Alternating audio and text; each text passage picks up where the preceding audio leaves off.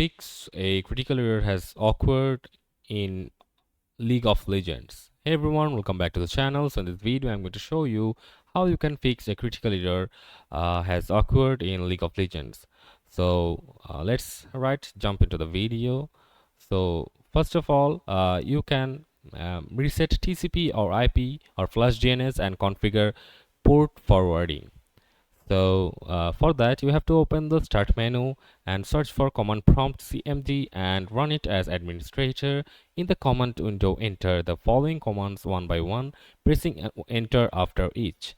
Like it says, netsh int dot ip reset resets the TCP or IP stack. IP config by release clears the current IP configuration, and IP config slash renew, it requests a new IP address from the DHCP server. And after that, you have to type IP config slash flush DNS, clears any outdated or corrupted DNS cache. And after that, you have to type nets WinSock reset resets WinSock settings to fix potential network socket issues. And after that, you have to restart your computer for the changes to take effect. So that's how you can fix the critical error in League of Legends. So see you in the next one, guys.